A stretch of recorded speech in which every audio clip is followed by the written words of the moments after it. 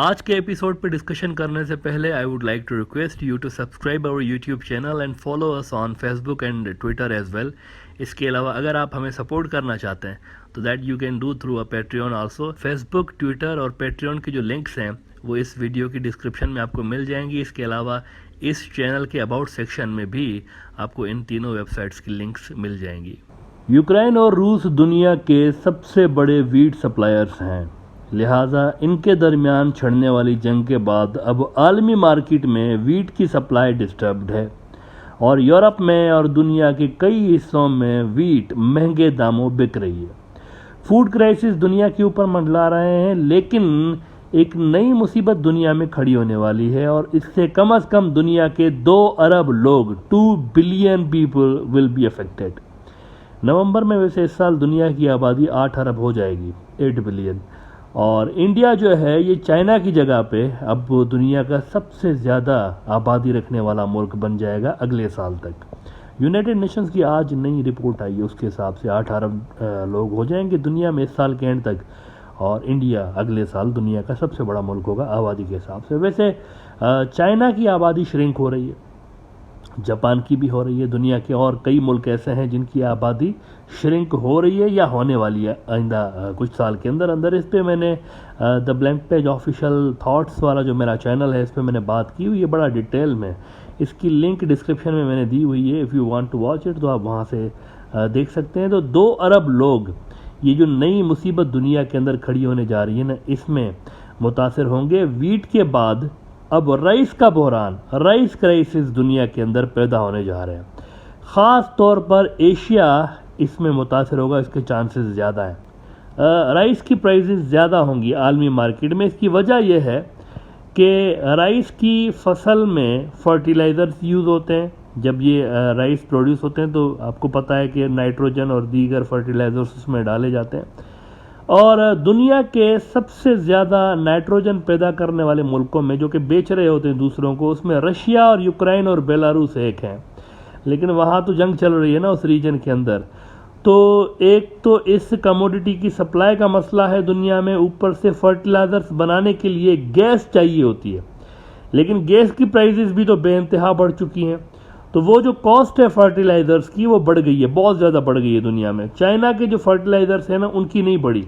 इसकी वजह यह है कि चाइना गैस पे फर्टिलाइज़र्स नहीं बना रहा होता है, कोल का यूज़ कर रहा होता है, कोयला यूज़ करता है फर्टिलाइज़र बनाने के लिए। लिहाजा वहाँ पर उम्मीद है कि प्राइसेस स्टेबल रहेंगी चाइना में। लेकिन बाकी की आलमी मार्केट जो है ना उसके अंदर फर्टिलाइज़र्स की कीमतें जबरदस्त होने जा रही हैं। गुज़िश्ता साल से लेकर अब तक यूरोप के अंदर खाली 700% गैस महंगा हो चुका है। तो इसका इम्पैक्ट आया हुआ है उस रीजन के अंदर, ये जो बाल्कन स्टेट्स हैं और ये जो यूरोप के अंदर इसका इम्पैक्ट पड़ा हुआ है। नाउ एज आई सेड के राइस की फसल को तैयार होने में फर्टिलाइज़र्स चाहिए और फर्टिलाइज़र बनाने में गैस चाहिए। गैस की प्राइसेस बढ़ने से फर्टिलाइज़र की प्राइसेस बढ़ेंगी और फर्टिलाइज़र की प्राइस बढ़ने से फिर राइस की प्राइसेस आलमी मार्केट में बढ़ेंगी। राइस और वीट के फर्टिलाइज़र्स की प्राइसेस वैसे मैं आपको ये बता दूं कि अब तक भी 2020 से लेकर 300% बढ़ चुकी हैं आलमी मार्केट में, यानी कि बढ़ेंगी नहीं। ये जो प्रोसेस है ना कीमतें बढ़ने का, ये ऑलरेडी चल रहा है। 300% 2020 से लेके अब ये जो 2022 का मिड चल रहा है, तो 2.5 साल के अंदर 300% दुनिया के अंदर फर्टिलाइजर्स की प्राइसेस बढ़ चुकी हैं, mainly due to Russia Ukraine war and Covid. अच्छा, इंडिया और चाइना अलबत्ता इस राइस की जो प्राइसेस बढ़ी है ना फर्टिलाइजर, उसकी ज़्यादा मुतासर नहीं है। इंडिया और चाइना उन पर इम्पैक्ट कम आया। इसकी वजह यह है इंडिया रूस से सिर्फ 15% अपनी टोटल डिमांड के फर्टिलाइजर्स मंगवा रहा होता था, सिर्फ 15%। तो उनकी सप्लाई लाइन ज़्यादा मुतासर नहीं हुई उस हिसाब से। जबकि चाइना जो है वो तो फर्टिलाइजर्स खुद ही बना रहा होता है, लेकिन वो गैस की जगह पर कोल यूज़ करते हैं फर्टिलाइजर्स बनाने के लिए। इन दोनों मुल्कों पे इसी वजह से ज़्यादा असर नहीं पड़ा। यूरोप के ऊपर, मिडल ईस्ट के ऊपर और एशिया के बहुत सारे मुल्क हैं जिनके ऊपर असर पड़ा है, जो वहाँ से मंगवा रहे होते थे fertilizers. South China Morning Post खबर लगा रहा है कि Asia faces a rice crisis but China and India में escape the worst price rises, analyst से। चीन और इंडिया आपको बता दूं कि दुनिया के सबसे बड़े राइस प्रोड्यूसर्स में से एक हैं और ये चूंकि इतने अफेक्टेड नहीं हुए, इसलिए आलमी मार्केट में राइस अवेलेबल ज़रूर होगी। वहाँ पर आलमी मार्केट में राइस की अवेलेबिलिटी रहेगी, लेकिन बेलारूस और यूक्रेन पे जो मुल्क फर्टिलाइज़र से के लिए डिपेंड करते थे और रशिया पे, इनको प्रॉब्लम्स होंगे सारों को। पाकिस्तान की भी ज़्यादातर जो फर्टिलाइज़र्स पाकिस्तान मंगवा रहा होता है वो चाइना से मंगवा रहा होता है। गुज़िश्ता साल पाकिस्तान ने, मैं आपको बताऊं, $645 मिलियन के फर्टिलाइज़र्स चाइना से मंगवाए थे, तो उनके लिए भी प्रॉब्लम नहीं है ज़्यादा, उनके भी सप्लाई लाइन ठीक है। बांग्लादेश के लिए प्रॉब्लम्स पहले ही पैदा हो चुके हैं। प्रॉब्लम्स पैदा नहीं होंगे, पैदा हो चुके हैं ऑलरेडी यहाँ पर भी। आपको याद होगा 1-2 रोज़ पहले शेख हसीना ने डांटा है, तकरीबन अमेरिका को डांटा है उन्होंने, अच्छी खासी सुनाई है अमेरिका को उन्होंने, और उन्होंने कहा कि ये जो सैंक्शंस आपने रशिया के ऊपर लगाए हुए हैं, इससे किसी और को फ़र्क पड़े ना पड़े, रशिया को ना पड़े लेकिन दूसरों को पड़ रहा है, और उन्होंने कहा था कि हमें भी फ़र्क पड़ रहा है। इस स्टेटमेंट में वैसे उन्होंने ख़ास तौर पर एक कमोडिटी का जिक्र किया था, फर्टिलाइज़र्स का। इस पे लोगों ने ज़्यादा बात नहीं की है, वैसे मैं हैरान हूँ, करना चाहिए क्योंकि बहुत बड़ा क्राइसिस है जिसकी तरफ वो इशारा कर रही थी। और क्यों कर रही थी अभी आपको बता रहा हूँ। ये जो चीज़ है ना, बांग्लादेश की गवर्नमेंट को बहुत ज़्यादा हर्ट कर रही है, हिट कर रही है। इसी का इजहार उन्होंने, इतने हार्श जुमले उन्होंने कहे, एक सख्त किस्म का स्टेटमेंट उन्होंने दिया था अमेरिका के लिए।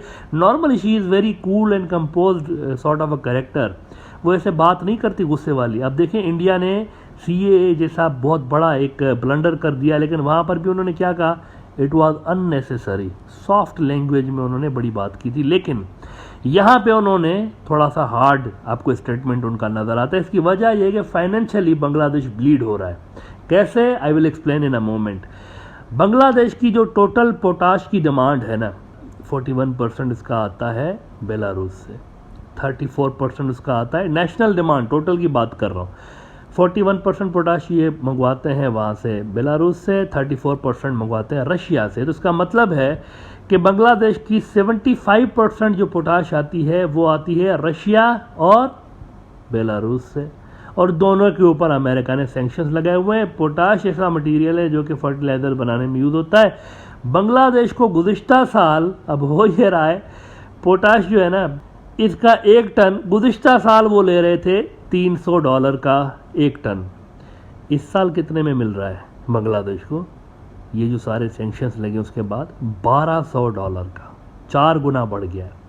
अब $300 से $1200 एक साल के अंदर अंदर अगर एक कमोडिटी पे इतना ज़्यादा बढ़ गया है, तो फिर आप समझ सकते हैं कि फर्टिलाइज़र्स की जो लोकल मार्केट में प्राइस है वो कितनी ज़्यादा बढ़नी चाहिए, लेकिन नहीं बढ़ी उतनी ज़्यादा। आप सोच रहे होंगे कि इतनी ज़्यादा फिर क्यों नहीं बढ़ी हमारी लोकल मार्केट में। इसकी वजह यह है कि बांग्लादेश की हुकूमत ने बड़े मसले से बचने के लिए छोटा मसला अपनी तरफ ले लिया है। ये भी छोटा नहीं है, लेकिन इसको ना करने से, ये जो अपना छोटा नुकसान इन्होंने किया है ना, वो ना करने से बहुत बड़ा नुकसान हो सकता है। हो ये रहा है कि बांग्लादेश पहले फर्टिलाइज़र लोकल मार्केट में सस्ता बेचने के लिए अपने फार्मर्स को गवर्नमेंट 7,200 करोड़ टका की सब्सिडी दे रही थी, 7,200 करोड़ की। आप सोच रहे होंगे कि ये तो बहुत बड़ी सब्सिडी है। हाँ, लेकिन इससे आप ये ज़रा ध्यान में रहे कि राइस प्रोड्यूस हो रहे हैं मुल्क के ऊपर, जो फूड की जो सिक्योरिटी है वो इतनी बड़ी सिक्योरिटी है, ये इंश्योर हो रही है 7,200 करोड़ में। लेकिन अब क्या हो रहा है, इस साल बांग्लादेश कितनी सब्सिडी दे रहा है? Do you know that? Fertilisers local market में सस्ता बेचने के लिए 7,200 करोड़ टका से बढ़ा के गवर्नमेंट 30,000 करोड़ टका की सब्सिडी दे रही है। एक साल के अंदर अंदर ये सारी चेंजेस आई हैं, 7,200 से 30,000 करोड़। आप सोच सकते हैं कितना बड़ा अमाउंट है। अगर बांग्लादेश की सरकार आलमी मार्केट के रेट के हिसाब से फर्टिलाइज़र सेल करना शुरू कर दे लोकल मार्केट में, तो शायद ही कोई बांग्लादेश का फार्मर राइस प्रोड्यूस करने का सोचेगा, वो अफोर्ड ही नहीं कर पाएगा फर्टिलाइज़र्स। कुछ हफ्ता पहले ढाका ट्रिब्यून ने लिखा था अप्रैल में कि sanctions start impacting Bangladesh fertiliser imports. इस रिपोर्ट में 2-3 बड़े ही इंपॉर्टेंट पैराग्राफ है, I would like to share with you. Speaking at a city event on Monday, agriculture minister doctor Mohammad Abdul Razzaq said the government got a price quotation for potash at $1,200 a ton, which is 4-fold higher than last year's price, of $300 against an import tender Monday. फिर वो report कर रहे हैं इसी अपनी story में कि Bangladesh government subsidy has shoot up to over 30,000 crore taka in the current fiscal from the last fiscal 7,200 crore taka. तो अब सवाल यह है कि बांग्लादेश की सरकार कब तक इतनी मैसिव सब्सिडी अफोर्ड कर सकती है।